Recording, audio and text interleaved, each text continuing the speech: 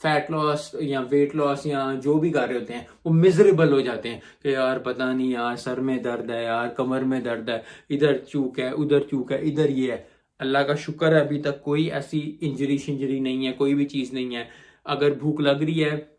Protocol को थोड़ी देर 1-2 दिन रेस्ट भी कर सकते हैं उसके बाद फिर, क्योंकि फिर वही बात है एट द एंड 2 बातें हमेशा याद रखनी है फैट लॉस में, वेट लॉस में। पहली बात कैलोरी इन, कैलोरी, और दूसरा अपने गोल पे सेट रखना है। अगर हमें 3 महीने में वजन लॉस करना है, अपने आप को टाइम दें, 3 महीने से 6 महीने तक, साल तक का टाइम दें, ताकि आपको भी आसानी हो। क्योंकि ये जो 1.5 हफ्ते, 2 हफ्ते, 4 हफ्ते, 5 हफ्ते वाला काम है ना, ये अच्छा नहीं है, आपकी बॉडी पे बहुत ज़्यादा इफेक्ट आएगा और फिर आप चिढ़ भी जाओगे उससे कि यार क्या मुसीबत है, सारी दुनिया खाने लगी है, मैं नहीं खाता, ये नहीं खाता। यस, डिफरेंट लाइफ है, डिफरेंट लाइफ स्ट्रक्चर है, लेकिन आई होप कि थोड़ी सी आपको बात समझ आई होगी, थोड़ी सी मैं जो है मोटिवेट हो रहा हूँ, क्योंकि ज़्यादातर